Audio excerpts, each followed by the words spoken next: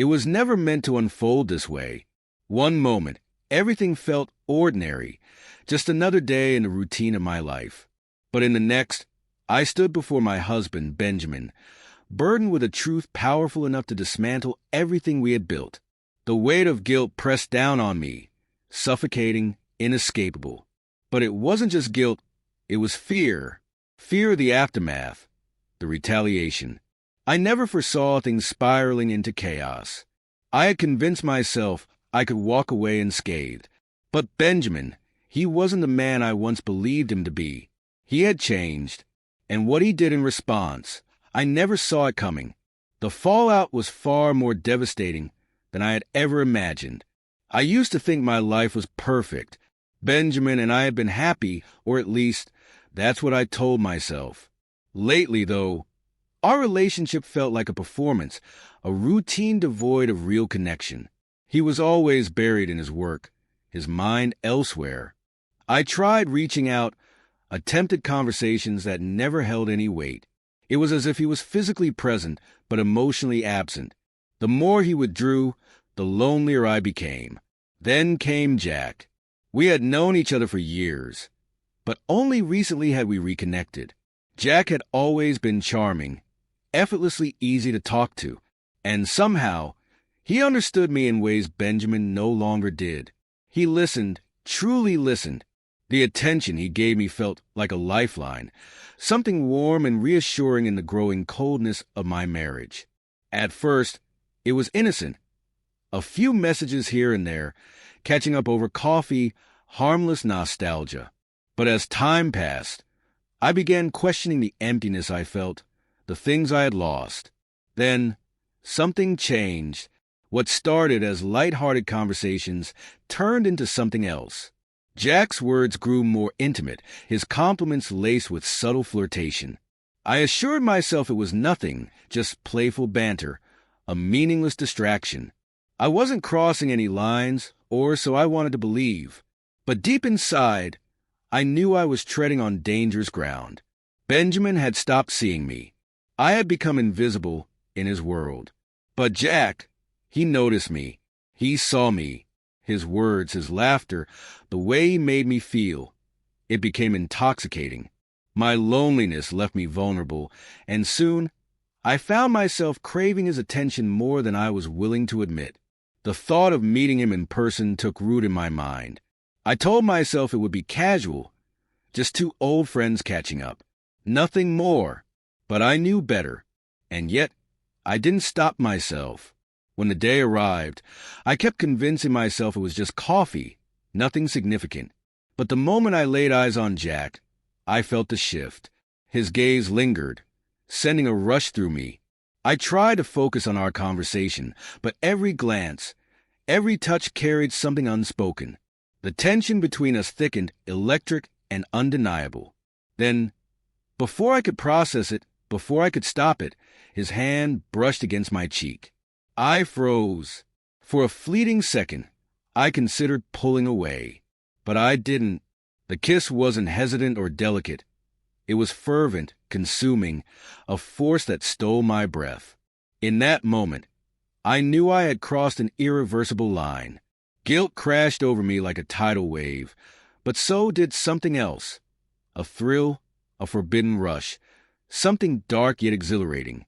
I should have walked away, should have stopped, but a part of me didn't want to. When I returned home, everything felt altered. My pulse was erratic, my thoughts spinning, but I had to act normal. Benjamin was there, stretched out on the couch, his eyes fixed on his phone, utterly oblivious to the betrayal that still lingered on my lips. I sat beside him, but my mind was elsewhere, still with Jack, still lost in the fire of his kiss. Benjamin didn't seem to notice. He never did, but after a while, I felt his gaze on me, as if sensing something was amiss.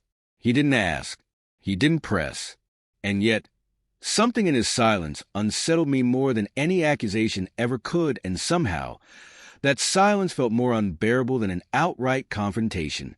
A part of me longed to confess, to lay everything bare, but another side, one I barely recognized, urged me to conceal it, to carry the burden alone. Jack kept reaching out, pulling me further into the deception, making it increasingly difficult to resist. I despised myself for it, yet I couldn't bring myself to stop. Should I reveal my betrayal or act as if nothing had changed, shouldering the weight of my own transgressions? Then something unexpected occurred. In the days that followed, Benjamin's behavior shifted. Initially, I dismissed it as my imagination playing tricks on me, but soon I realized it was real. He was suddenly more present, smiling more, making an effort in ways he hadn't in ages. He even volunteered to cook dinner and suggested we go out, like we used to, back when things still felt right between us. It was thoughtful, almost excessively so, and that's what unsettled me. It felt forced, as if he were trying too hard. I studied him closely, attempting to decipher his actions. Then, one evening, something happened that made my skin prickle. He checked his phone, his eyes scanning a message, and for the briefest moment, an unfamiliar expression flickered across his face. The second he noticed my gaze, he locked his screen. Too quickly, too deliberately. It was subtle, but it planted a seed of doubt. Did he suspect something? Was he hiding something of his own? I couldn't be certain. When Benjamin suggested a date night, I hesitated. It had been so long since we'd done anything like that, just the two of us. Perhaps this was his attempt to mend things, to reclaim what we had lost. The guilt gnawed at me, but I allowed myself to hope. Maybe this was a new beginning. We went to one of our favorite restaurants, a cozy place with dim lighting and soft music. The flickering candlelight danced across his face, casting shifting shadows. For a fleeting moment, I let myself believe that things could return to normal, that we could move past everything, even if he remained oblivious to the truth.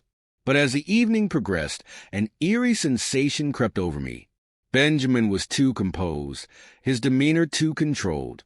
And in his eyes, I saw something, an awareness, an unspoken knowledge I couldn't quite place. Then, without a word, he slid a folded note across the table. My heart pounded as I hesitated before picking it up. But the moment my eyes landed on the words inside, the world around me seemed to collapse, a knot tightened in my stomach as panic surged through me. Jack. He knew. Slowly, I lifted my gaze, but Benjamin's expression remained unchanged. His eyes stayed locked on mine, unwavering. "I think it's time we have an honest conversation," he said, his tone eerily calm, too controlled, laced with something indecipherable. Reality crashed down on me, leaving my mind blank and my breath caught in my throat. He was aware of Jack, of everything. Yet, there was no explosion of rage, no accusations or demands for an explanation. Instead, he sat there, disturbingly composed. The silence between us was unbearable. My hands trembled as I reached out, desperate to find the right words, to explain, to apologize, to say something. But he wasn't listening. Instead, he reached into his pocket, withdrew a key, and slid it across the table. The moment it landed in front of me, its weight felt crushing. It wasn't just a key. It was the embodiment of everything we had lost. Our marriage, our trust, the stability I had taken for granted. Tears burned at the corners of my eyes, but I fought to hold them back. "Benjamin, please," I whispered, my voice barely audible. I never meant for this to happen, but he didn't react as I expected. No yelling, no blame, just a chilling look that sent an icy dread through me. "You're not the only one with secrets, Jessica," he said, his voice unsettlingly even. "I think it's time you understand. I've been making plans of my own, and they're about to change everything." The ground beneath me seemed to shift. What did he mean? What had he been hiding? The days that followed were nothing like I had imagined. I had braced for a confrontation, for tears, for an explosion of emotions. But instead, Benjamin became distant, unreachable in a way I had never seen before. He wasn't just hurt, he was unreadable. I couldn't tell if he was shutting me out because he was done with me, or if this was all part of some twisted game.